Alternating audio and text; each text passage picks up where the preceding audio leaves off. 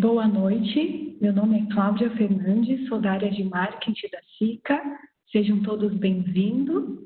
Antes de a gente começar, gostaria que vocês confirmassem, por favor, eu estou vendo que tem bastante gente conectada já.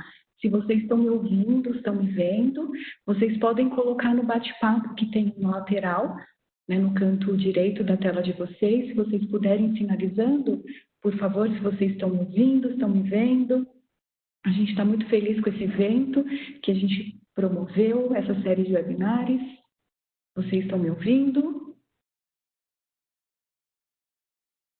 Tá, estou ouvindo aí já um retorno que está o Denison, Maurício Borges, ótimo, estou ouvindo bem, legal, Mauro Franck, a gente está acompanhando aqui, muito legal, pessoal.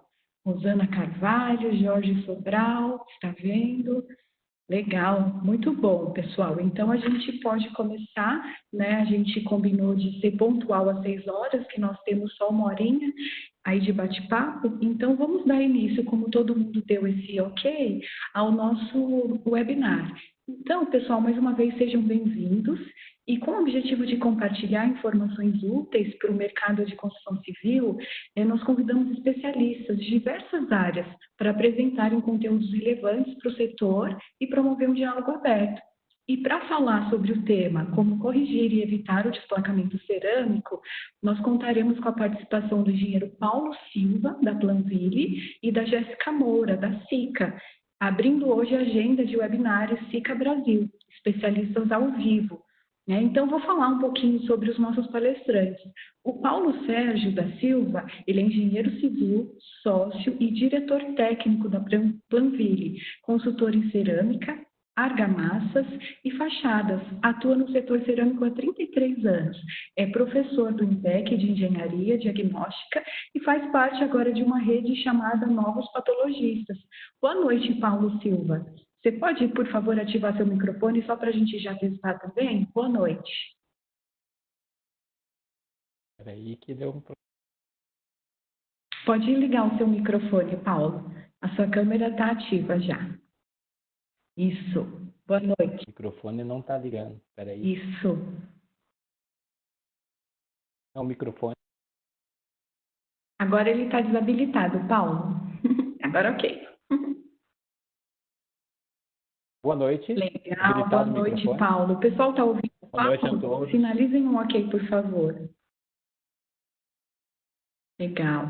Enquanto vocês vão finalizando, eu vou apresentar a Jéssica também, que está aqui com a gente. A Jéssica Moura, ela tem mais de 10 anos de experiência no mercado da construção civil, no que tange as especificações, qualificação e comercialização de produtos para obras residenciais, comerciais e industriais, com conhecimento na linha de produtos de impermeabilização, argamassas, revestimentos de fachada, aditivos para concreto e pisos industriais.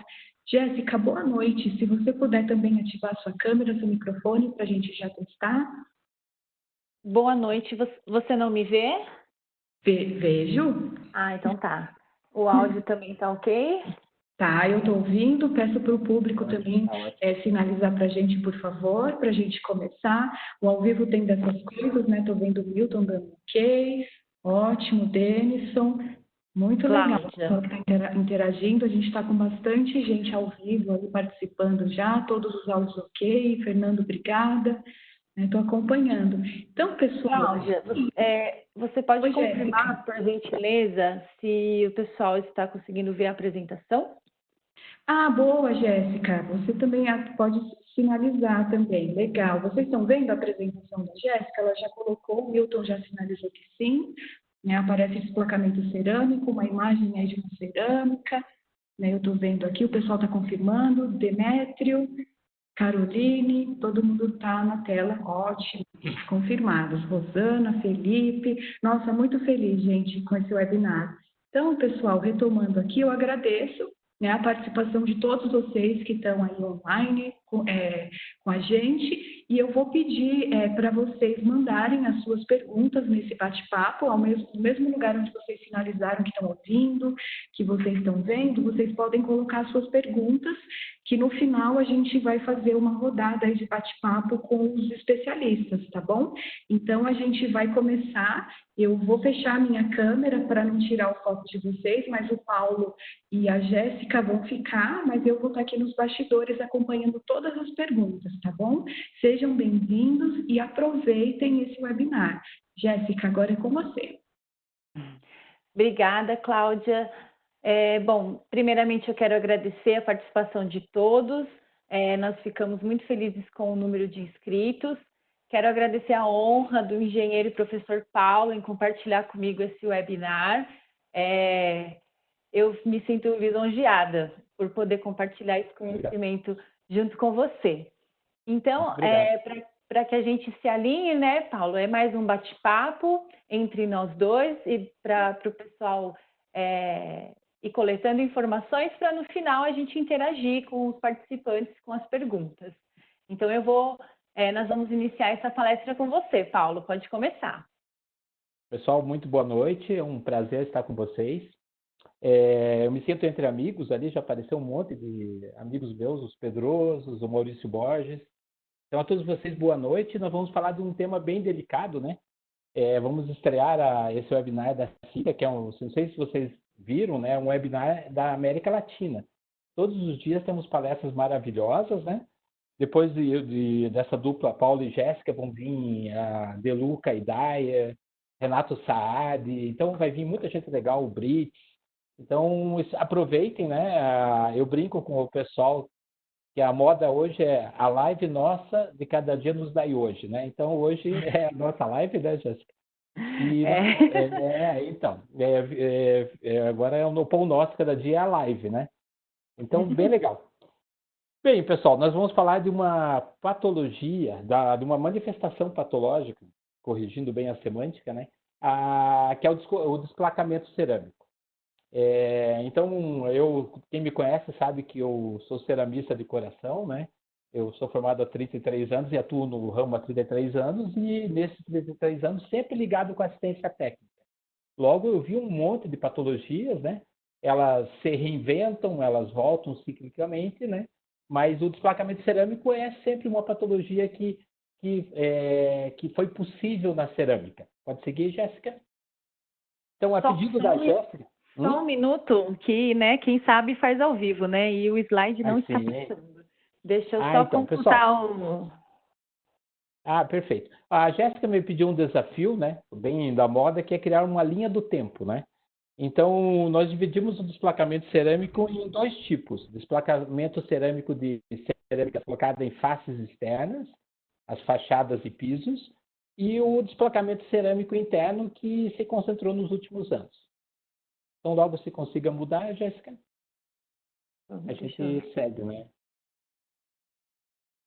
Nós temos um anjo da guarda, que é a Cláudia, né? Ela vai estar recebendo as perguntas de vocês. A gente vai procurar responder todas as perguntas, né, possíveis, né, Jéssica? E mesmo que não consiga fazer aqui nessa uma hora, a gente vai, como SICA, né, como Planville, responder para vocês. Sim, Paulo, você pode verificar se o primeiro slide está aparecendo? Para mim, não. Se não for, a gente vai falando e vocês vão imaginando, né? Não pode. Então, pessoal, então nós vamos perceber, então vamos falar então da primeira, enquanto ela procura o slide. O desplacamento cerâmico significa o quê? A cerâmica sofreu primeiro um descolamento, para logo em seguida sair da sua posição, desplacar. O desplacamento cerâmico mais conhecido, aí ó, está aí a linha do tempo, é o de fachadas. Então, vamos lá, Jéssica? Só um minuto. Agora só para compartilhar a tela toda, né? Vamos testar novamente. Então, essa apresentação vai ser disponibilizada para vocês, né, pela equipe da SICA, com algum incremento que se considerar necessário na palestra. No ar? Agora pode continuar, Paulo, me desculpe. Então, vamos lá. Então, no próximo slide... Aparece para você o slide da linha do tempo? Apareceu para o pessoal também, com certeza. Vamos lá, pessoal. Lá nos idos dos anos 80, onde eu comecei, lá em Curitiba, virei engenheiro, né? 83 especificamente, né? Foi publicada a norma de assentamento de azulejos internos e externos, NBR 8214. Essa norma, de forma genérica, versava de como você assentaria cerâmica, tanto nas paredes internas quanto externas. Nós tínhamos uma limitação muito grande de formato cerâmico na época, né? Eu iniciei no mundo cerâmico em 87, quando entrei na Incepa. Então, você tinha uma limitação, a maior cerâmica, por exemplo, interna, era 30 por 30 na época. Eu fiz questão de colocar aqui, o assentamento cerâmico externo, basicamente, ele era procedimento de grandes construtoras. E nós brincamos na engenharia que existe a engenharia antes da ENCOL e depois da ENCOL, né? Então, a ENCOL, por exemplo, puxou a fila de grandes construtoras, como a Habitação, aqui em Curitiba, que lançou várias técnicas de procedimento, mas era muito intuitivo. A sabedoria estava muito em relação ao que o mestre e a experiência do construtor. Em 96, já nos anos 90, foi publicada a NBR 13755, que aí pautou, sim, como se assentar revestimentos com argamassas colantes, e a grande novidade foi a presença de juntas de controle. Então, esse evento marcou o início de uma organização de como deveria executar o assentamento cerâmico. Quem é meu aluno sabe que eu brinco que quem escreveu essa norma foi Noé. Porque em 96 pediu-se tudo isso e nada se fez. As construtoras foram resistentes, aplicavam poucas juntas de assentamento, não distribuíam bem os cordões, e nós vimos o quê? De 2000 a 2013, basicamente uma sucessão de desplacamentos. Como toda patologia ou todo ciclo patológico, surgem reações, como foi a norma de 96, começaram algumas entidades a se manifestar para buscar subsídios para que isso mudasse. E eu atribuo ali 2 grandes eventos. O primeiro do IBAP, colocando a norma de inspeção, porque também se percebiam que mesmo fachadas bem feitas pereciam por falta absoluta de manutenção. Já em 2016, por exemplo, o Instituto de Engenharia de São Paulo fez uma diretriz de manutenção. Nós vamos ver no final da linha do tempo que em 2019 nós estamos esperando a norma brasileira de manutenção. Mas o que mudou muito o ciclo da patologia? A norma de desempenho. A norma de desempenho tirou do conforto as normas prescritivas, as normas anteriores, e tirou do conforto a engenharia e a arquitetura como um todo. Como existiu antes da ENCOL, depois da ENCOL, eu digo que existiu antes da norma de desempenho e depois da norma de desempenho, onde começamos a se preocupar com vida útil, com estanqueidade, e isso levou o quê?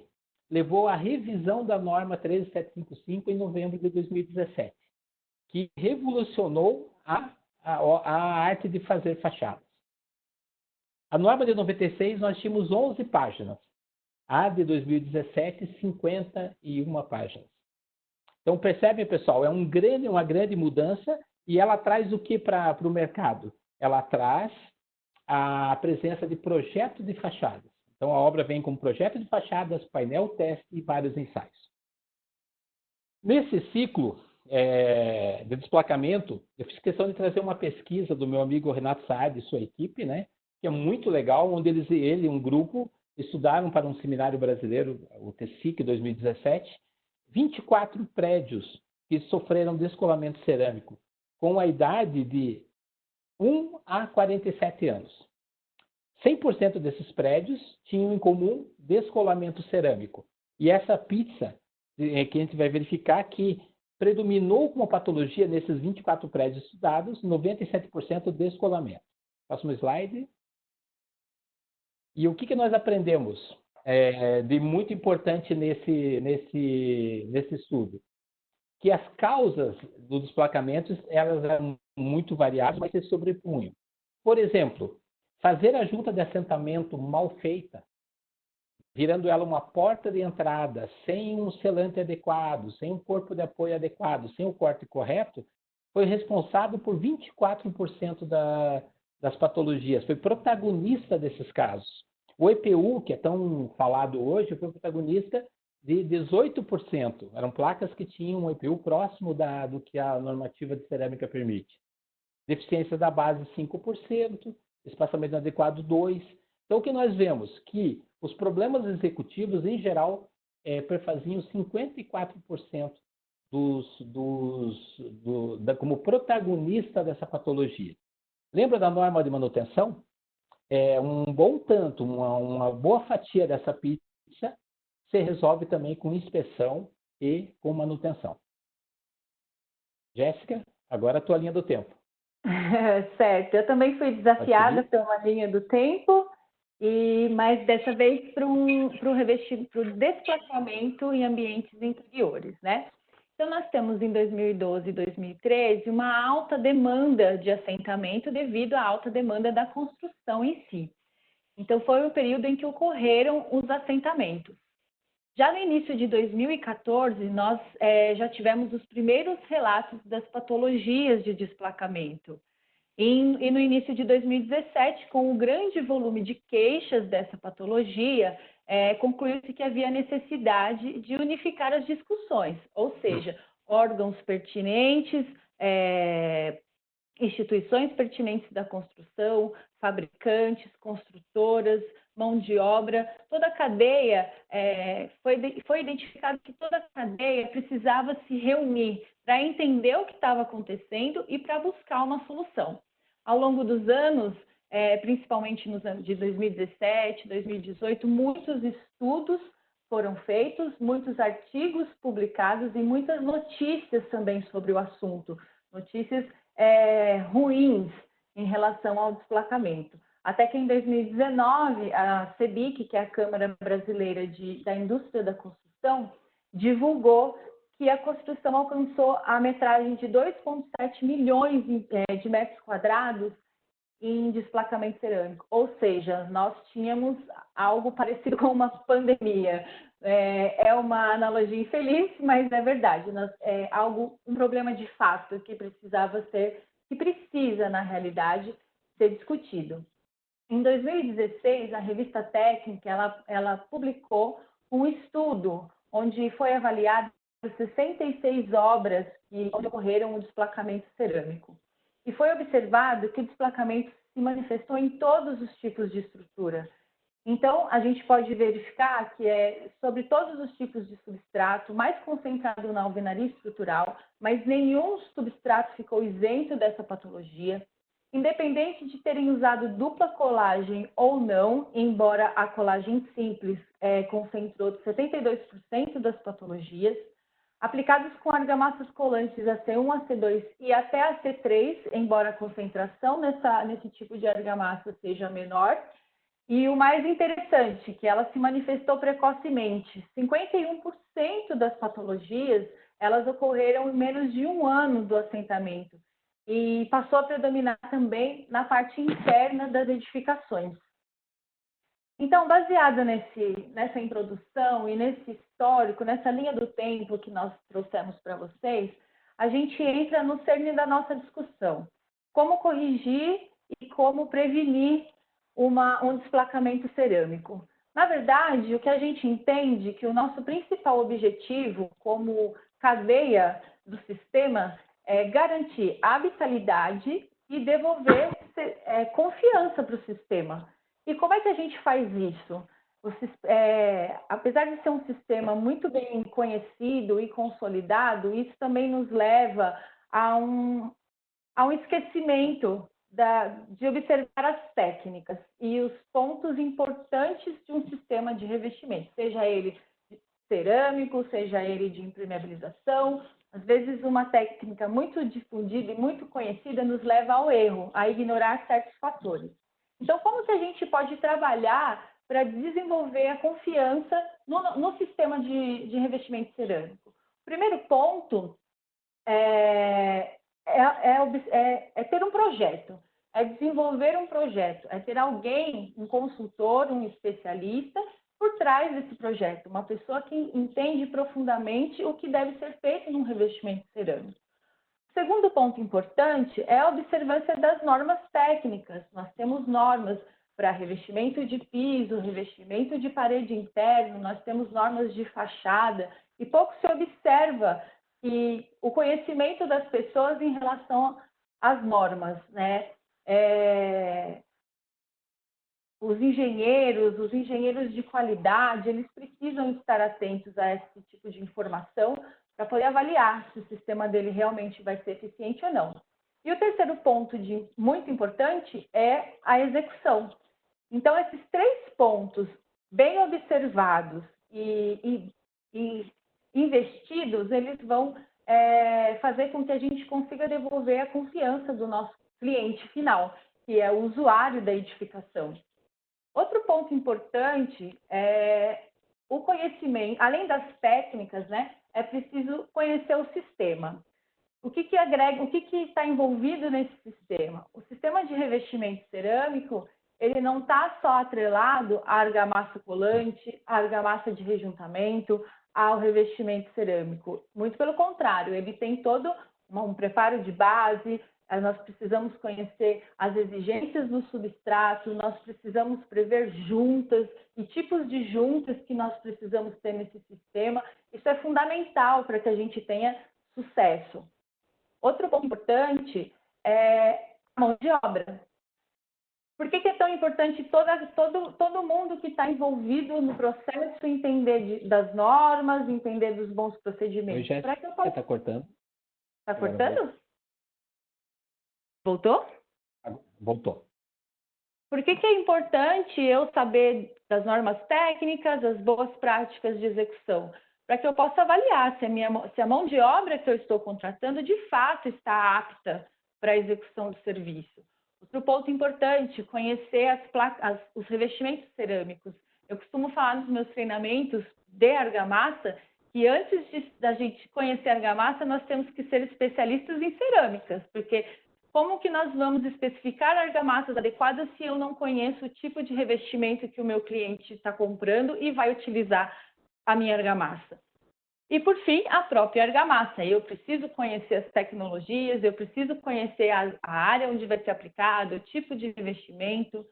Então, com base nessas informações, hoje nós vamos discutir mais profundamente a questão da mão de obra, das placas cerâmicas e das argamassas colantes.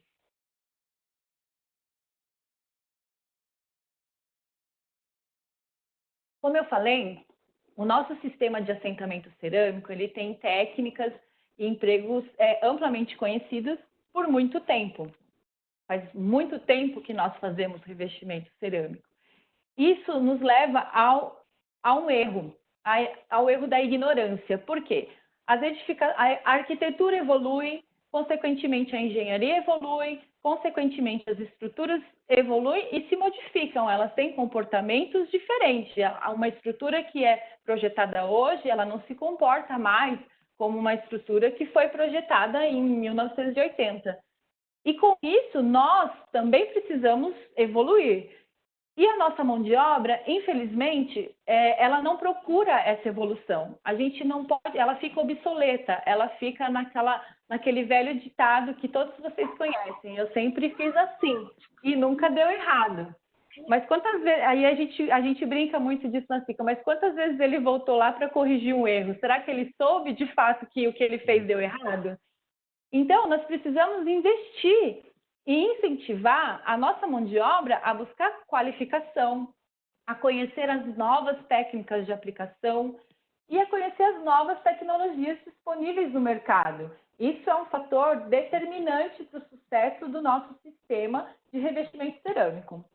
Agora eu vou passar a palavra para o Paulo, que ele vai falar um pouquinho sobre a cerâmica. Eu adorei ouvir a Jéssica, né, como líder de uma grande empresa de argamassas, né, a qual admiro muito, né, falar, né, que a cerâmica precisa ser estudada, né. Eu acho que é muito legal quando a indústria da argamassa estuda a cerâmica, a indústria da cerâmica estuda a argamassa, né, e como nós temos dito bastante, assim, nos nossos estudos com os colegas, o que acontece entre elas, as interfaces, as zonas de transição, né. As placas cerâmicas, elas são uma dos orgulhos da economia brasileira. Nós sempre frequentamos o segundo ou terceiro posto mundial de fabricante de cerâmica, né? Em volume. A cerâmica, basicamente, ela tem todo um viés espanhol, italiano, né? E nós, no Brasil, temos indústrias cerâmicas maravilhosas. Devido a cerâmica perder um pouco a confiança durante esses booms, tanto no descolamento cerâmico de fachadas, ouvi arquitetos, ouvi incorporadores dizer assim, não coloco pastilhas em meu prédio. Na minha opinião, eu vejo aquilo como quase um atestado de ignorância para a engenharia brasileira, porque, na verdade, é um produto altamente adequado para ambientes, principalmente nós que temos uma orla marítima enorme, né? Vamos lembrar que as caravelas brasileiras trouxeram azulejos, que não eram nem pastilhas, né? E elas estão aí tombadas pelo Unesco em São Luís, em Paranaguá, em grandes portos. Então, a placa cerâmica brasileira, ela segue as normas mundiais. Então, nós vemos ali a ISO, né? Tem a figurinha dela, né? E tem a NBR 3818, a ISO 10545. Então, nós estamos sempre antenados a essas normas mundiais e cada vez mais. Por quê? A globalização é inevitável. Mas nós temos que saber que o mundo tem hemisférios, tem polos, então existem comportamentos térmicos diferentes. Qual é a chave? Desrespeitar as normas? Não. É poder interpretá-las, interpretar o microclima que essa obra vai estar implantada, ver as condições de conhecimento da mão de obra, na parte das argamassas, as argamassas disponíveis, e isso se compila como, pessoal? Fazendo um projeto. E como me cabe falar da placa cerâmica, a quem eu gosto tanto, né? Da placa cerâmica, basicamente, nós temos que primeiro discernir qual é a tipologia que nós vamos achar mais adequada para aquele tipo de empreendimento. Então, nós temos no Brasil, basicamente, 3 processos de fabricação. As placas extrudadas, que vão em fachadas, muitas delas, as cerâmicas feitas por via úmida e feitas por via seca. Quando a gente fala de desplacamento cerâmico interno, se atrela muito à via seca, e eu acho isso uma precipitação, porque a via seca ela é muito importante para a economia brasileira.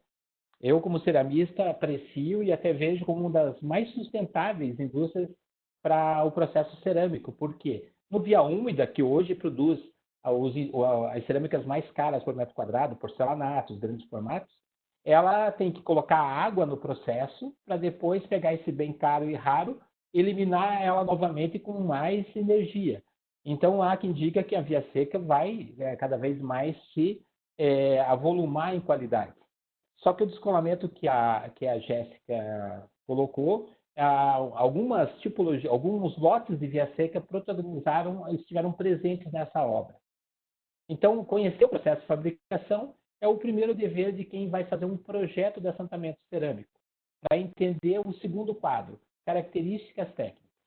Então, para cada tipologia cerâmica, existe uma cerâmica adequada. E vou dar a primeira má notícia da noite. Posso, Jéssica? Pode. Não tem a carta coringa. Em geral, você tem que ter conhecimento de cerâmica, deve estar nos assistindo a Marta, alguns clientes meus, no qual nós fizemos uma cartilha de escolha cerâmica. Desde um porcelanato, eu preciso saber qual o grupo de limpeza que ele tem para saber se ele está adequado para aquela exposição que eu vou dar. E muito mais uma placa cerâmica que vai ser colocada numa piscina, numa fachada e sobre uma base, uma parede de concreto de uma obra popular. Então, não é possível que nós tenhamos grandes volumes de cerâmica assentados e os projetistas, os construtores não vejam e não saibam quais as características técnicas que ele precisa zelar para aquela escolha, aquela especificação. Com relação ao desplacamento cerâmico, está ligado a todas as características de dilatação física e química da placa cerâmica. Por quê? O fato dele, para ele desplacar, ele precisa descolar primeiro. A Jéssica vai voltar daqui a pouquinho e vai explicar como colar, né? Porque nós estamos falando de argamassa colante. Como ter a extensão da aderência correta, como ter o preenchimento correto, né, Jéssica? Sim. Então, mas veja bem, mas a cerâmica tem que ter um tardós. Tardós, pessoal, é o verso da placa cerâmica. Você tem que estar isento de um bom percentual de engobe de muratura, que é aquele pó branco. Ela tem que ter uma absorção adequada para aquele local e alguns coeficientes, que é o terceiro ponto, né? Que são fundamentais quando a gente vai estudar uma cerâmica que vai ser exigida a variações térmicas. vai ser exigidas as isodeformadas das lajes, a formação de flecha, que são as características físicas e químicas que são ligadas à dilatação dessa placa, principalmente higroscópica e de choque térmico. Então, por exemplo, ensaios de gretamento, podemos dar o slide, Jéssica, próximo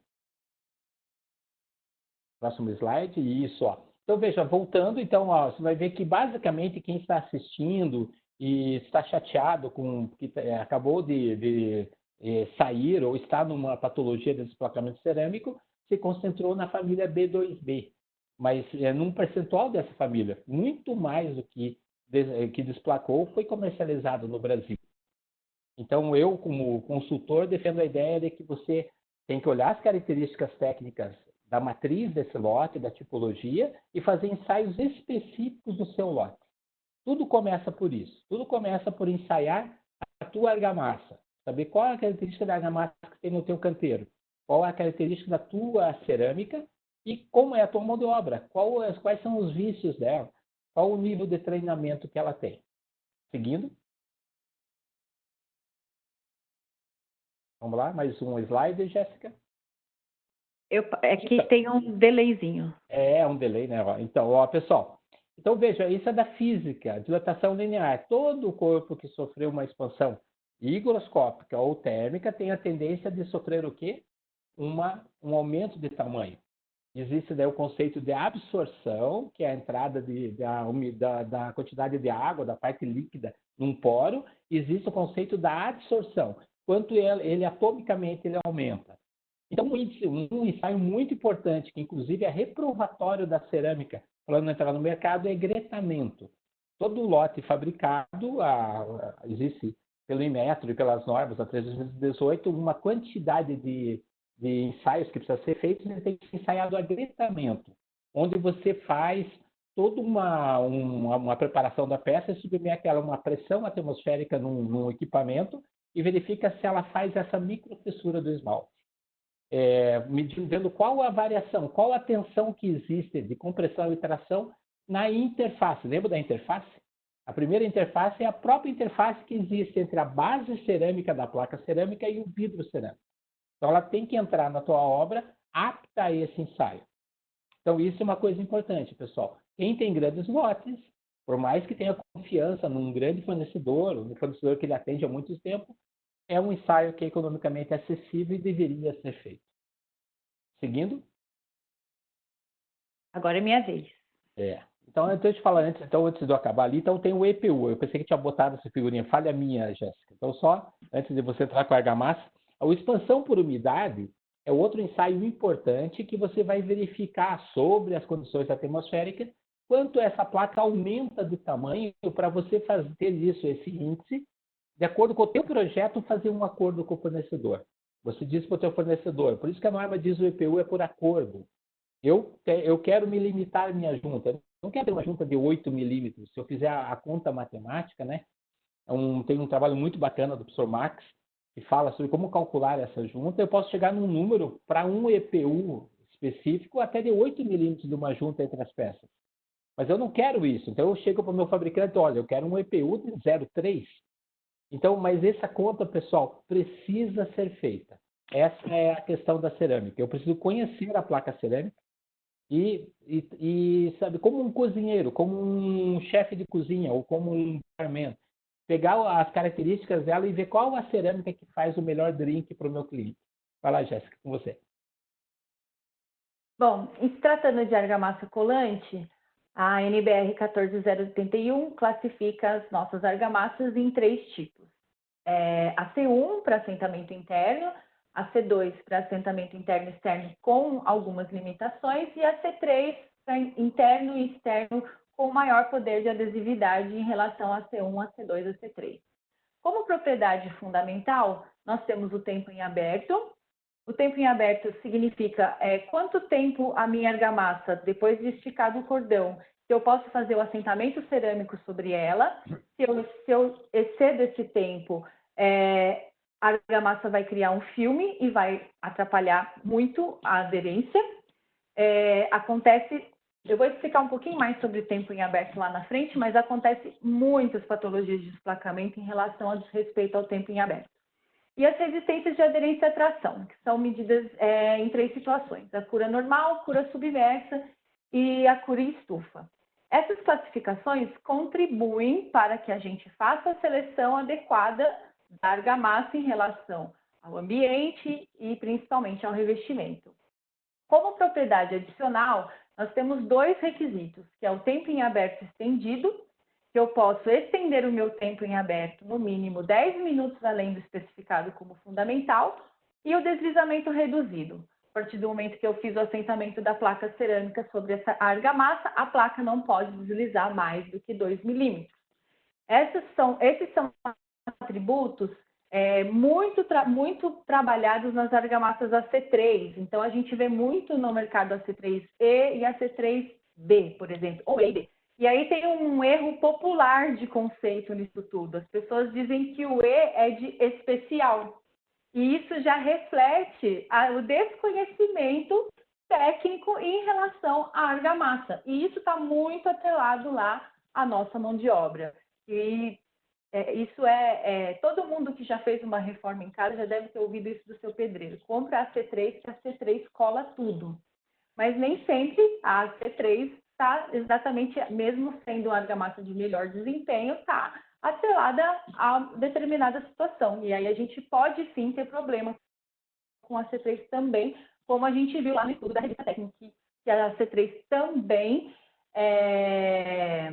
apresentou problemas de desplacamento. Então, a argamassa tem função principal de promover a aderência entre a peça cerâmica e o substrato. Ela é uma promotora de aderência. Essa aderência ela pode ocorrer de 2 formas: mecanicamente, a ancoragem através da penetração da argamassa nos poros do substrato, ou quimicamente, formulada com aditivos que promovem a aderência, para que ela consiga fazer essa aderência em superfícies mais fechadas. Basicamente, a gente pode explicar dessa maneira. A aderência ela deriva da conjunção de 3 propriedades, que é a resistência à tração, a aderência à tração, na verdade, o poder da aderência da argamassa, a adesividade dela, cisalhamento, que tem muita ligação com a flexibilidade, ou seja, o quanto ela resiste às movimentações do sistema depois que ela está aderida, e a extensão de aderência, que é a área de contato efetivo da argamassa, a extensão do contato entre a argamassa e o substrato, que também é muito importante no processo de eficiência do sistema de revestimento cerâmico.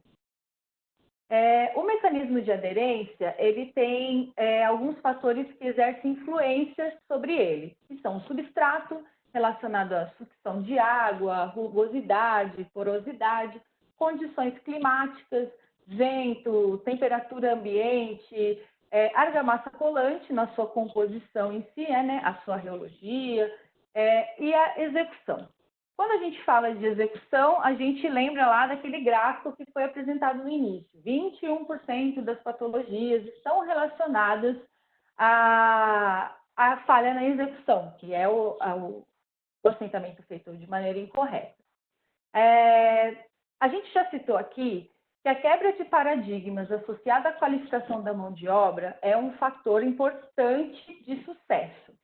Então, nós temos um vilão no desplacamento cerâmico. O nosso vilão é a execução. Mas a execução, ela não é responsabilidade somente da minha mão de obra.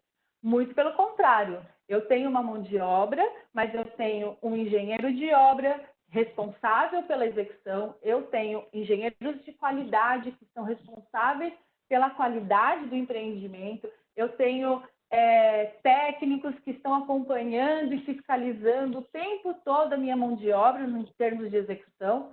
Temos nós, os fabricantes de argamassa, que estamos ali à disposição para fornecer informações, para qualificar a mão de obra. Temos os fabricantes do revestimento cerâmico, os consultores, ou seja, a responsabilidade de combater o nosso vilão, que é a execução, está na equipe de obra. E a equipe de obra, A obra ela tem uma equipe interna e a equipe externa colaborando para o sucesso do revestimento.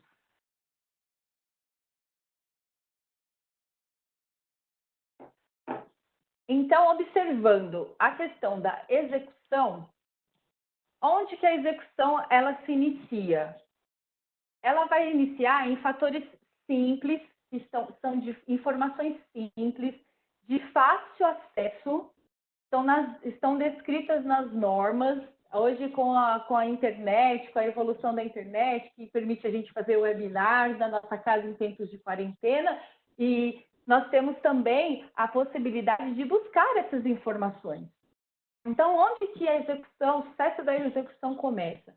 Na seleção de uma argamassa de boa qualidade, adequada para cada tipo de revestimento, adequada para cada tipo de aplicação, ou seja, se eu vou aplicar um revestimento em uma fachada, eu preciso de um determinado tipo de argamassa.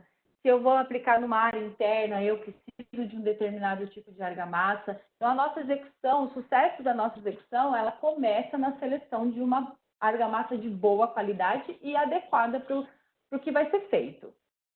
O segundo ponto é a adição correta de água e o respeito ao tempo de descanso pós-mistura.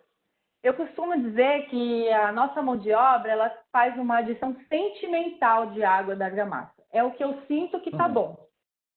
Então, é lá no sentimento, né? Ele vem aqui, essa argamassa é tanto de água e é isso que eu vou colocar. E aí eu uso uma consistência X para fazer o piso, eu uso uma consistência Y para fazer a parede numa mesma argamassa. Só que a argamassa ela tem uma quantidade ideal de adição de água. Então, se eu faço essa boa prática, eu estou reduzindo as chances da minha argamassa não performar bem. E o tempo de descanso pós-mistura, isso eu acredito que 90% dos nossos assentadores ignoram esse tempo de descanso. E ele vai girar em torno de 10 a 15 minutos. E aí você vai me perguntar assim, Jéssica, e a minha produtividade vai para onde? Mas aí eu te devolvo a pergunta, engenheiro, construtora, o que você prefere? Perder um pouquinho na produtividade, que do meu ponto de vista é um ganho, ou voltar numa obra para uma manutenção para corrigir uma patologia? É uma escolha a se fazer. Outro ponto importante, a seleção correta da desempenadeira. Para cada tamanho de revestimento, eu tenho um espaçamento adequado dos dentes da minha desempenadeira que precisa ser observado. O que acontece muito também e que uma boa fiscalização da mão de obra na obra pode evitar é que os pedreiros têm o costume de eles mesmos fazerem o espaçamento da desempenadeira deles. Então, a gente já viu muita gambiarra por aí, infelizmente. Se eu tenho uma fiscalização efetiva que conhece as normas, que conhecem as regras desse jogo, ela vai fazer com que esse pedreiro use a ferramenta correta.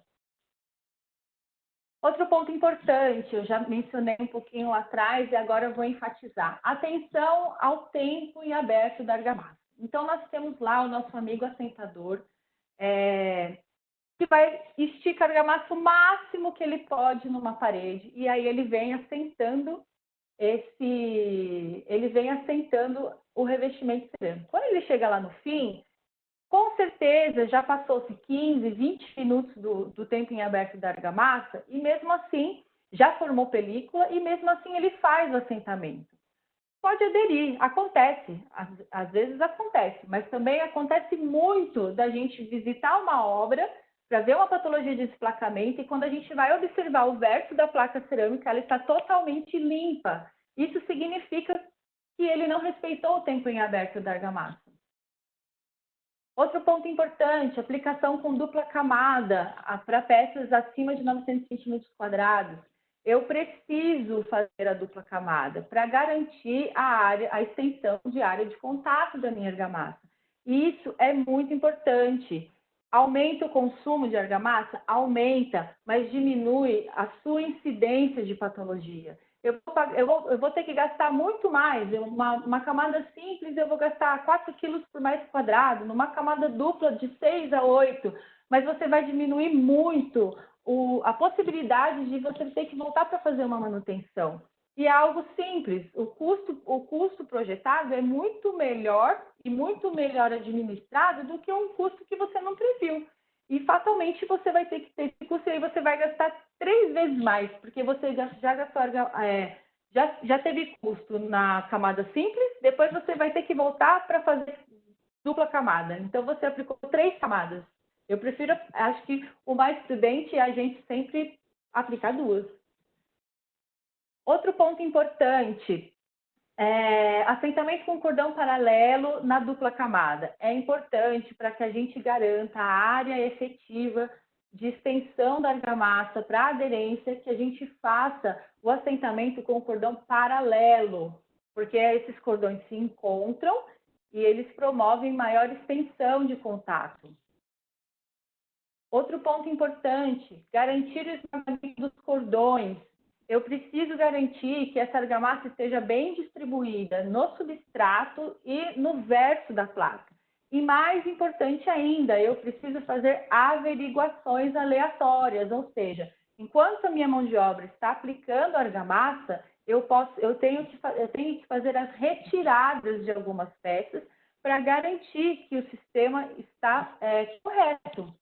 Porque acontece muito também desplacamento, mesmo sendo feita a dupla camada, porque não houve o amassamento dos cordões. Então, a gente vai atender a patologia, a gente vê os cordões no verso da placa, a gente consegue ver o cordão no substrato, mas a gente não consegue ver o esmagamento. Eu estou passivo a ter uma patologia mesmo fazendo a dupla camada. Outro ponto importante, respeitar as juntas de assentamento. A junta de assentamento, ela não tem só uma função estética, ela também tem uma função estética, mas também a função de acomodar as deformações do revestimento. Ou seja, quem vai especificar a minha espessura de junta de assentamento? O fabricante de cerâmica, porque ele conhece o comportamento do material que ele está fornecendo para você. Então, é importantíssimo a gente respeitar essas juntas. Muitas pessoas desconhecem que essa informação, ela vem na embalagem do revestimento cerâmico. Eu pergunto muito isso nos meus treinamentos. Vocês sabem onde encontrar a informação da absorção da peça, que tipo de peça que é, qual a espessura que você precisa, qual a espessura de junta que você precisa fazer? 90% das pessoas não sabem. E é uma informação de fácil acesso na embalagem do produto. Mais importante ainda, a execução das juntas de movimentação. A norma diz que a cada 32 metros quadrados nós precisamos prever juntas. Ou se um dos lados do revestimento seja maior ou igual a 8 metros. Eu preciso fazer a execução das juntas, porque senão fatalmente vai haver ruptura da minha cerâmica e vai haver desplacamento. Então, esses são pontos simples que eu quis trazer para discussão e informação, para que a gente possa entender o quão simples e fácil é evitar determinados tipos de problema. Isso significa que eu vou ter 100% de aproveitamento? Não, existem muitas variáveis que influenciam na patologia de desplacamento cerâmico. Mas, se eu faço a aplicação correta, se eu consigo fazer com que a minha mão de obra respeite as regras do jogo, eu vou ter muito menor chances de ter esse problema. Se eu tiver o problema, vai ser por variáveis que aí os estudiosos, como o professor Paulo, nós que somos fabricantes de produtos, juntos vamos ter que estudar isso. E aí será algo atípico. Mas o que a gente vê muito, eu acredito que 95% das patologias, elas estão, sim, atreladas à falta de conhecimento e à falta de execução dessas regrinhas que são muito básicas. Paulo, você gostaria de complementar alguma informação em cima disso? Sim, é bom ouvir você, né? Enquanto isso, eu me deliciava com as perguntas que estavam vindo, né? Pessoal, existe uma norma brasileira que foi escrita para assentamento de piso e uma outra norma para paredes com argamassa colante em 96. Lembra que a norma de fachada foi provocada pelas patologias, pela norma de desempenho e mudou em 2017? Essas duas normas estão na mesa de mudança, elas estão com um grupo de trabalho correndo na BNT e vão mudar, vão ter mudanças. Não sei se vocês notaram, a Jéssica falou que os cordões têm que ser paralelos. Se você pegar a norma de 96, você vai ver que eles dizem os cordões cruzados. Mas se descobriu ao longo dos anos, somente com o aumento da placa cerâmica, se vocês olharem, a placa cerâmica é ligeiramente curva. A gente chama de uma convexidade, um abaulamento que ela tem pelas suas características de produção e de desempenho. Você não tem bom desmanchamento desses cordões, porque na época, em 96, as placas tinham 25 por 25. Hoje nós temos placa 30 por 90, 60 por 1,20, 1,50 por 1,50. Então, nós já defendemos a ideia, esperamos que o grupo da norma compreenda, como vários países, que os cordões vão ser no mesmo sentido. Vocês perguntaram sobre argamassa flexibilizada ali, né? Estou passando rapidinho, assim. Todo mundo está atento por isso, né? A Cláudia vai nos dizer quanto tempo nós temos, né, Cláudia? Ela é o nosso anjo da guarda. Então, alguém perguntou de S1 e S2, está ligado à flexibilização de argamassas. Sim. Todo grande fabricante de Glontacica já tem argamassas que vêm com essa sigla. A Jéssica vai passar logo em seguida isso para vocês terem uma noção. É uma norma europeia, uma norma importante, que é uma maneira muito mais mensurável das forças de cisalhamento e de deformação. No Brasil, basicamente, a gente monitora a tensão de arrancamento e está fazendo um esforço de tração, né, Jéssica? Então, quem perguntou ali, sim. Claro que as normas correm atrás dos projetistas, do mercado, e provocando as normas de argamassa também vão ser sempre adequadas à demanda do mercado. É só isso que eu queria dizer. Claro, todos vocês estão ansiosos para saber sobre cases de descolamento, né? Mas é importante entender que tem um monte de riscos ao assentar uma cerâmica, como tem de embolsar uma parede, como tem de pintar. Mas a gente tem que ser pragmático, fazer bem cada ponto do sistema, né? Porque o essencial é invisível aos olhos. Em algum ponto pode nascer um mecanismo de degradação. Se a Jéssica errar na receita dela na argamassa lá dentro da cica, ela vai dar um mau desempenho, não concorda, Jéssica? Se uma indústria cerâmica errar no processo de fabricação, vai dar um mau desempenho. Se uma construtora não treinar sua mão de obra e um engenheiro não levantar uma placa cerâmica a cada 10, 15 metros quadrados para ver se o cordão foi desmanchado, vai dar um problema, pessoal. Então, eu acredito que o descolamento cerâmico é fruto dessa convulsão de erros, né? Tudo junto e misturado, né, Jéssica? Cláudia? Sim. Eu só vou concluir, Cláudia. Porque nós falamos muito da mão de obra, nós falamos muito do projetista, do engenheiro, mas aí, para concluir, qual que é o papel da SICA nisso tudo, né? Isso que é importante, eu acho que também as pessoas querem saber. Bacana. Mais do que... Oi? Confiança. Dar confiança. Building trust, é nosso lema. Mas mais do que o compromisso com o nosso papel, nós estamos focados, aliás, mais do que cumprir o nosso papel, nós estamos focados no nosso compromisso. Qual que é o nosso compromisso? Desenvolver produtos que performem bem, que tenham desempenho e que tenham durabilidade. Porque nós entendemos que um produto que tem bom desempenho, ele tem um desempenho ao longo da sua vida útil. Ou seja, eu tenho que continuar performando muito bem durante muito tempo. Então, como que a gente faz isso? Trazendo tecnologia, olhando o problema de hoje e trazendo tecnologias mais avançadas ou que até não conhecidas no nosso mercado, né? Então, eu queria só mostrar para vocês um exemplo disso. A SICA trabalha muito bem isso nas suas marcas. Nós temos aqui um exemplo de inovação, que é a nossa argamassa colante superpolimérica fachadas, que atende à norma europeia, porque nós não temos ainda uma argamassa, a nossa norma ainda não tem essa questão, ela não exige a questão da alta flexibilidade, mas nós, observando a norma europeia, trouxemos essa tecnologia. ela atende a norma 13.004. Ela tem a característica C2, que é a resistência de aderência elevada, S1 de alta flexibilidade, e também está preocupada em atender a NBR 14081 e a norma de fachadas. Então, ela também tem atributos que atendem a nossa norma. Ela é a C3, com tempo em aberto estendido e o deslizamento reduzido.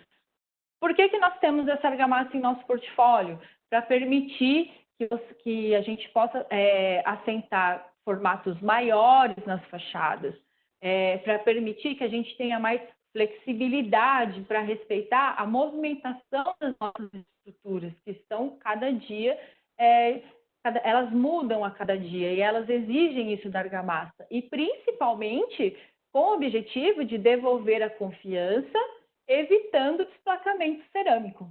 Então, eu queria finalizar enfatizando isso para vocês, que a SICA, ela observa as demandas sim, do mercado, ela observa as novas tecnologias e ela respeita, sempre pautada em uma norma, seja ela brasileira ou internacional, para trazer tecnologias, para disponibilizar tecnologias para o mercado.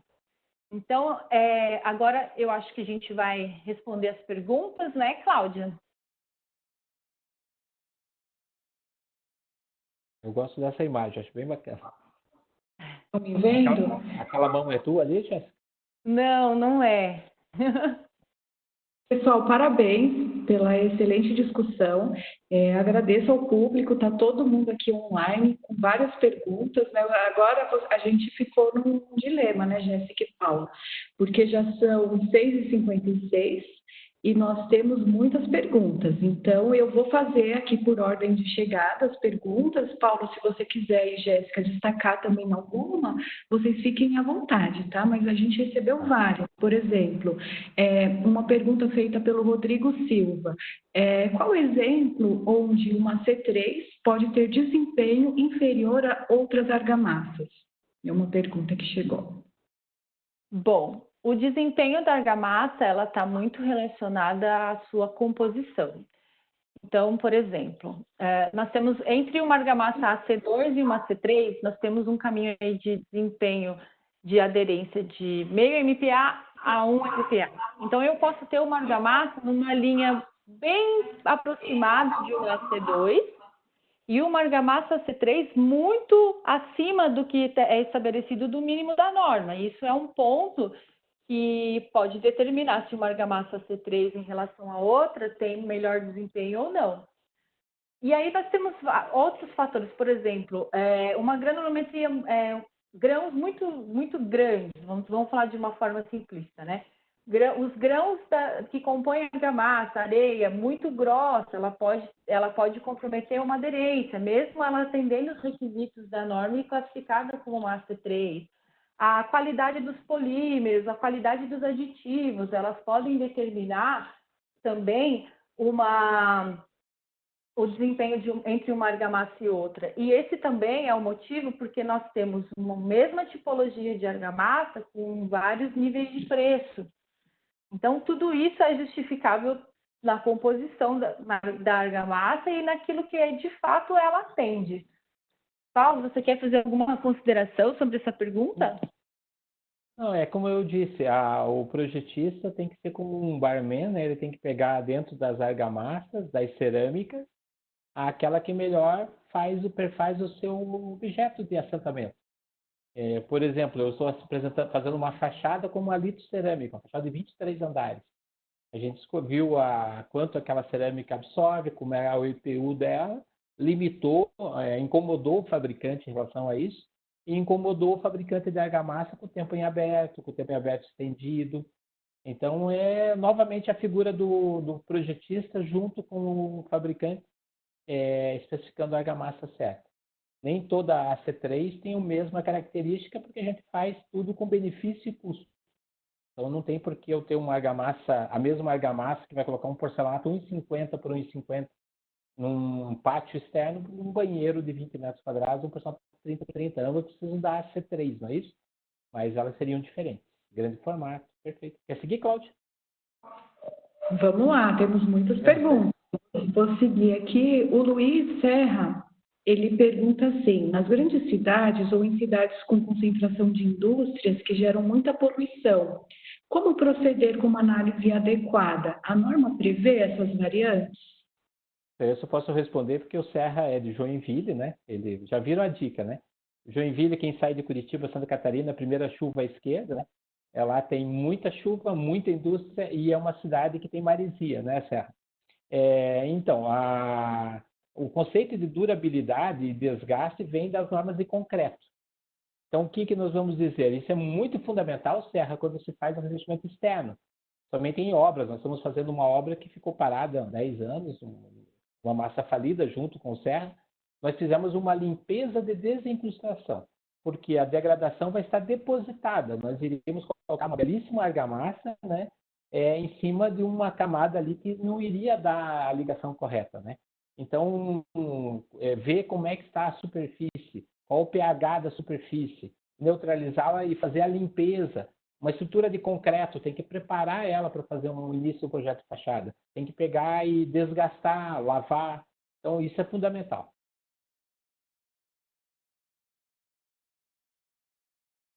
Vai lá, Cláudia. Vamos seguindo com as perguntas então, pessoal. O Denison Pedroso, ele pergunta o seguinte: hoje existe argamassas vindo com as classificações S1 e S2. Vocês poderiam explicar o que isso significa?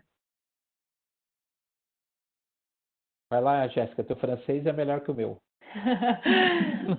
Basicamente, essas classificações estão relacionadas ao cisalhamento. Então, é o quanto a argamassa suporta a movimentação do sistema depois que ela está aderida, que ela já está lá fazendo a função dela, que é promover a aderência entre o substrato e a placa cerâmica. Então, explicando de uma maneira simples, é o quanto ela é flexível ou não. E nós não temos isso na nossa norma, né, hoje. Hoje a gente tem somente a gente mede somente a resistência à tração nas 3 condições, né, que eu apresentei, que é a cura normal, submersa e em estufa, mas nós não temos nem nada dentro da nossa norma em termos de flexibilidade. Então, por isso que nós pegamos esses parâmetros e essas classificações de normas, da norma europeia, né, no caso, porque nós temos essa exigência, nós temos edifícios com estruturas movimentando muito além do que a argamassa comum é capaz de suportar. Então, basicamente é isso. A S1 e S2 está relacionado à flexibilidade da argamassa. Então, complementando só, se você colocar num corpo de prova e imaginar que esse corpo de prova vergue como fosse uma rede, quantos milímetros verga é o padrão S1 e S2. No Brasil, em 97, o professor Jonas, o professor Sabatini lançou num congresso esse conceito, né? E existe também na SICA todo um estudo para professores, para ser assistido com argamassas que são flexibilizadas com resina acrílica. Então é bem legal, mas novamente, pessoal, a engenharia precisa ter projeto e diagnóstico. Então isso é importante, né, Jéssica? Sim. Excelente. Agora o nosso especialista, o Renato Saad, colocou 3 perguntas aqui. A primeira, ele direciona para você, Paulo, e carinhosamente ele coloca Paulinho. Você como projetista de fachada, como define... É meu chefe. Como projetista, como você define o tipo de argamassa e o tipo de cerâmica em relação à situação de exposição? Então, como projetista, como eu estava falando, para cada local existe a argamassa adequada. Uma coisa bacana da nova norma, sexta-feira nós vamos falar no IMBEC sobre isso, né? Eu, Renato Saad, com vocês também, todos os convidados. A norma tem um fator interessante, o tempo em aberto. Ele é único para mim. É na minha obra, com o meu vento, minha climatologia, eu faço um painel teste e defino se aquela argamassa atende a expectativa de balancim da minha equipe. Então, como fazemos? Como é que definimos, professor Saad? Com um painel teste. Então, a gente analisa o sistema como um todo. Tanto quanto ele é flexível, né? Como projetista, você tem que ter noção da norma europeia do S1 e S2, e a gente passa a colocar em requisito de projeto. Outra pergunta? Legal, vamos seguir aqui. Agora, o Diego Vicente, ele direciona a pergunta para a Jéssica. Jéssica, você acha que hoje algum organismo no Brasil controla a qualidade das argamassas fabricadas para ver se estão respeitando, por exemplo, o mínimo de tempo em aberto, segundo a norma, ou pelo menos o mínimo de tração que deve ter a placa com argamassa? Sim, hoje nós temos o eu nunca sei falar, PBHP. Nós temos o PBHH, isso. que é um programa da Caixa Econômica em relação ao Minha Casa Minha Vida, é o TESES, né, que faz esses ensaios.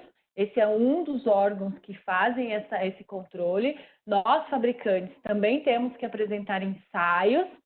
Nós temos o Inmetro também, que faz esse tipo de controle, tanto que muitas orientações que nós temos, indicações de embalagem, muitas informações da própria embalagem são exigidas também pelo Inmetro.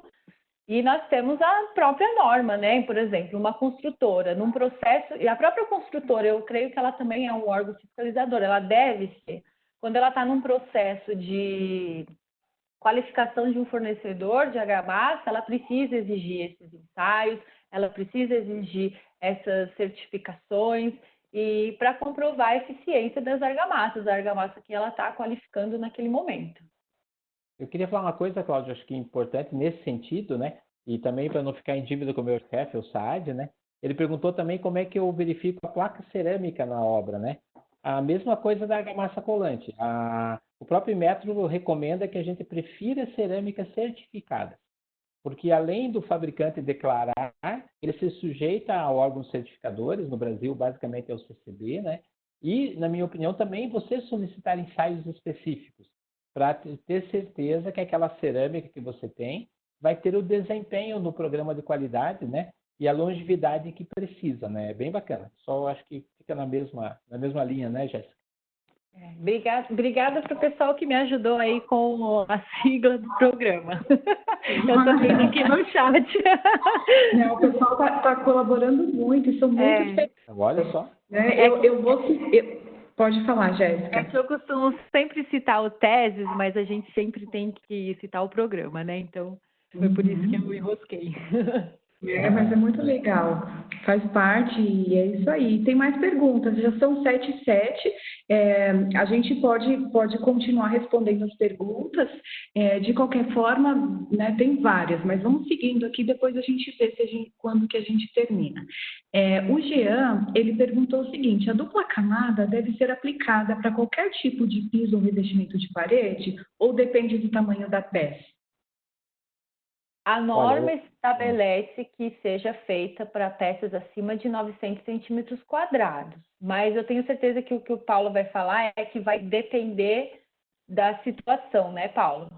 Isso, né? E tem a norma também acrescenta que conforme lembra do tardós da peça, o verso da peça, se ele tiver reentrância maior que... principalmente aquelas que você abre em duas, você vai ver que tem uma reentrância, tem um sulco maior. E ali você precisa, por mais que seja uma pecinha 7 por 20, pequenininha, você precisa passar dupla camada nela. E hoje está muito em voga. Se não me engano, é maior que 1 centímetro. Não, menos, um pouquinho menos. Acho que... nós vamos errar a sigla, não vamos lembrar agora de quantos milímetros. Acho que 3 ou 4 milímetros. Porque a espessura da peça é esses 10 milímetros, né? Mas toda hora que você vê um tardós reentrante, consulte o manual. O fornecedor deixa isso bem claro. Tá? Vocês sabem, todo grande azulejista tem mais de 20 anos de profissão, por mais que ele tenha começado ontem, né? Ele sempre diz para nós, eu tenho 20 anos de profissão e nunca fiz, né? Mas, infelizmente, alguém escreveu há 28 anos atrás que precisava fazer. E lembra quem foi? Foi Noé, né? E daí todo mundo dizia, não precisa, né? E nós temos aí 3 milhões de metros descolados, temos fachadas todas caindo, né? Então, pessoal, nós temos que ser cuidadosos. Vamos construir uma corrente e a corrente estoura no elo mais fraco. Não pode ter elo mais fraco, né, Cláudia? Todos os elos dessa corrente têm que ser extremamente bem feitos. Engenharia, pessoal, é muito trabalhoso, né? Quem não estiver disposto tem que fazer outra coisa, né? Cláudia? Engenharia dá muito trabalho. Não deu tempo de observar quem fez a contribuição, mas é 1 milímetro de reentrância. Alguém contribuiu aí. Foi o Renato, foi o professor Renato que está ajudando aí vocês. Tá legal, obrigada. É o chefe. É o chefe. Uma coisa muito importante que o Paulo citou agora e é bom enfatizar é que o fabricante da cerâmica também tem a responsabilidade de informar como que você precisa fazer o assentamento da cerâmica dele. Muitas vezes a técnica está muito atrelada à argamassa colante e não é muito observada a questão da cerâmica. Então, como eu falei, lá na embalagem do produto, quem vai te falar a espessura da junta de assentamento é o fabricante do revestimento. E também em casos especiais, em casos específicos, ele também vai te dar informação técnica de como você tem que executar o assentamento. E muitas vezes o fabricante do revestimento também indica a argamassa que você precisa usar. Sim, então é importante observar isso. Pessoal, a Jéssica deixou na tela a chave de tudo. Você tem que ter a mãozinha do fornecedor na tua obra ali, tá vendo ali a foto? É muito importante ter a mão do fornecedor. Da direita é da argamassa, ou da esquerda é da cerâmica, né? Então, ter essa cumplicidade de obra é fundamental, né? Concorda, Jéssica? Sim. Então, tá, vamos lá, vamos seguindo com as perguntas. 7h11, hein? Sem pressão. Agora eu vou fazer a pergunta do George Sobral. Ele fala o seguinte: é necessário colocar a junta em locais que têm pisos assentados em 8 metros de comprimento, mesmo que não tenha uma área de 32 metros quadrados?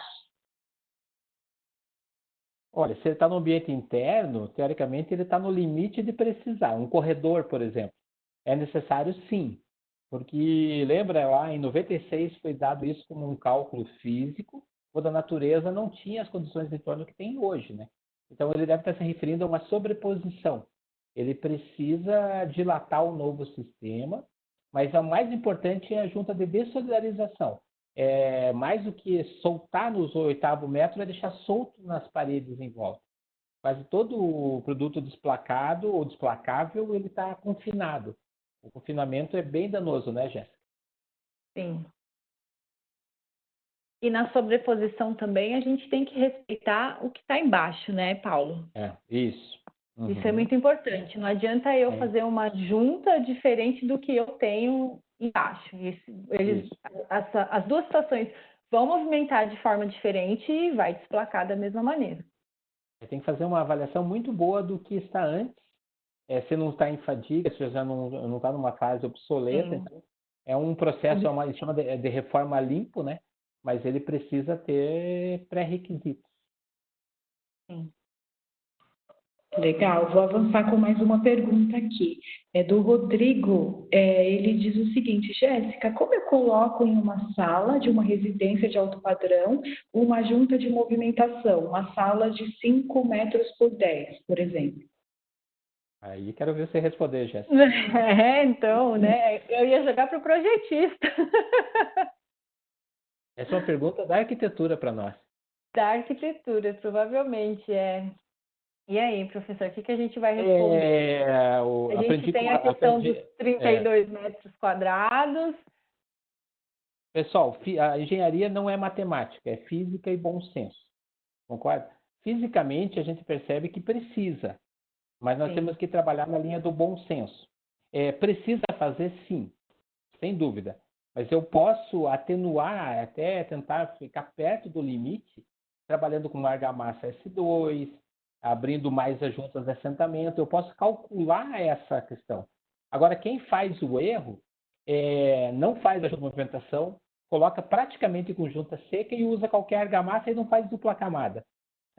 Lembra da corrente? Vai construir uma corrente fraca e doentia. Eu acredito que, para causa da estética e da beleza, hoje nós temos placa de porcelanato de 1 metro por 3 nessa sala que ele descreveu. Nós temos que trazer o advento das juntas pré-formadas. São juntas que você vem com perfis, daí aquilo que ele está reprovando por achar feio, uma junta com selante de poliuretano, ele substitui por um perfil de inox, um perfil de madrepérola. Então, aquilo que é para ser um defeito passa a ser estético. Os perfis pré-formados estão chegando e eles são a solução. Mas precisa fazer sim. Senão, se existir patologia, o projetista e o executor são responsáveis, porque a norma é clara. Como diz aquele engenheiro Arnaldo César Coelho, né? A regra é clara, né, Cláudio? Está escrito, né? Se você não fez, você vai ser responsável. Sim, muitas vezes o que atribui também uma má estética a um selante de poliuretano é a aplicação, é não saber fazer o acabamento. E aí acaba condenando a junta com o selante. Por exemplo, uma placa muito grande num ambiente que nem foi citado, pode ser feita uma junta menor que vai comportar a movimentação, feita com poliuretano, mas bem acabado, também vai contribuir para a estética. Aliás, não vai denegrir a estética do ambiente. Nós temos diversas cores de selantes disponíveis que podem ser combinados com o revestimento e com o rejunte cimentício que está sendo aplicado, e você vai ter aí um sistema eficiente e com um bom padrão de acabamento. Tem que projetar. Tá bom. Mais uma vez está atrelado à execução, né? Legal. 7h16. Pessoal, muitas perguntas, o pessoal dando parabéns, agradecendo e fazendo uma série de elogios.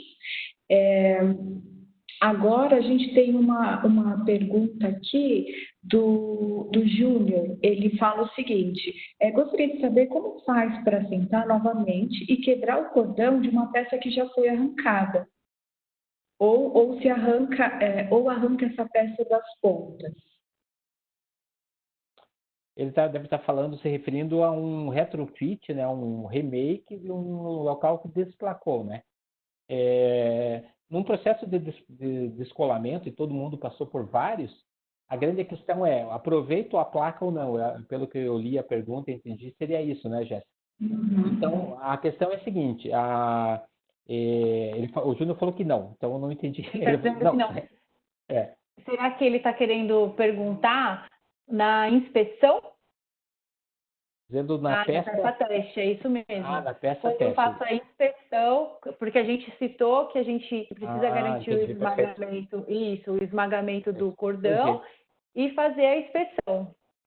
A norma é bem clara. Você justamente tem que descobrir nesse momento que a tua equipe não está treinada, ela não está dando a extensão de aderência. Você levanta a placa, não tem lá os 95% a 100% de esmagamento. Você tem que limpar aquela argamassa e humildemente lá treinar o pessoal e fazer, porque ele está reprovado pela inspeção. Boa pergunta, Júnior. O aluno nosso, do Renato, no IBEC. É bem legal isso. Você precisa descobrir que tua equipe ou a tua argamassa ou a tua cerâmica não está funcionando no sistema, não depois de 10 mil metros assentados. Você tem que descobrir lá com 15, 20 metros quadrados, né, Jéssica? Júnior, tá certo? Faz assim. E a inspeção é feita imediatamente ao assentamento, então a argamassa em estado fresco. E aí, você vai levantando a placa. Que não é argamassa seca, né? Não é depois que já está o processo, já foi feito o processo de cura. Você tem que fazer enquanto a argamassa está em estado fresco. O curso da cerâmica Isso, o engenheiro vai passando pela obra, primeiro faz um painel teste, daí ele vai perambulando pela obra e levantando placa e dizendo curti, não curti, e não estando certo, limpa a argamassa e volta e reassenta de forma correta. Perfeito. Novamente. Muito legal. Inclusive, já recebi uma informação aqui que a gente só pode responder mais uma pergunta, né, que está encerrando mesmo o nosso tempo do webinar. A gente já foi em 18 minutos. Não sei se vocês querem escolher alguma pergunta que vocês estão conseguindo ver, todas as perguntas que estão colocadas no público, se vocês querem que eu continue na sequência, como é que vocês preferem fazer? Só mais uma pergunta. Vamos às damas, né? Pode escolher, Jéssica. Não, eu não. Pode escolher, professor, pode escolher. Não, eu vejo continuamente o pessoal preocupado com as flechas, né? O Yuri Frazão, parabéns, eu li teu artigo ontem sobre as flechas. Uma coisa que eu mais estudo agora são as isodeformadas de laje, né? seu artigo é brilhante, você imagina que a laje é plana, mas ela pode fletir, né? E aí nós precisamos ter argamassas de fato deformáveis, né? Então a gente faz isso buscando a noção de como o nosso sistema, o sistema de juntos, absorve esses esforços. É um pouco de tudo que nós falamos, saber a cerâmica que tem o menor comportamento elástico, com a argamassa com a flexibilidade adequada a cada ambiente, e as juntas que necessitem de fato, não pecar por excesso desnecessário, mas ao mesmo tempo que caiba no bolso do cliente. Então, a gente tem que fazer a curva de viabilidade, né, Gê? Por isso que o cardápio da SICA é tão repleto, as placas cerâmicas brasileiras têm tantos modelos, para que os projetistas façam a lição de casa, né? E estudem isso, né? Sim. E nós, como fabricantes de argamassa, estamos à disposição para contribuir nesse processo de boas práticas. Bacana. Legal, pessoal. Então, assim, eu sei que tem muitas perguntas que ficaram aqui, a gente vai receber, inclusive a gente vai compartilhar essas perguntas com os especialistas, com a Jéssica, com o professor Paulo. Então, fiquem tranquilos, esse webinar também, algumas pessoas perguntaram como faz para ter acesso, ele está gravado, e vocês vão receber um e-mail de agradecimento com a apresentação e um link para o vídeo, ele foi gravado. E agora chegou a hora de encerrar, né? Então, eu agradeço aos especialistas, Jéssica, professor Paulo, muito obrigada pelo excelente webinar. Agradeço aos participantes, para todos vocês que fizeram seus comentários, suas perguntas, participaram agora até o final, né? E gostaria de finalizar dizendo que esse webinar de especialistas ao vivo, ele foi idealizado pela SICA e reúne diversos representantes do setor da construção civil, promovendo reflexões e debates, abordando as principais tendências e inovação. Reforçamos que o nosso principal objetivo é compartilhar informações úteis para o mercado. E a gente já antecipa aqui que no dia 15, amanhã, vamos ter já um novo webinar com especialistas ao vivo. E o tema vai ser a importância do aperfeiçoamento técnico no mundo de mudanças constantes. Então, a gente garanta a sua inscrição aqui no bate-papo, inclusive tem um link, e vocês podem se inscrever. A gente agradece mais uma vez aos especialistas, aos convidados, todos que participaram do webinar. E até o próximo.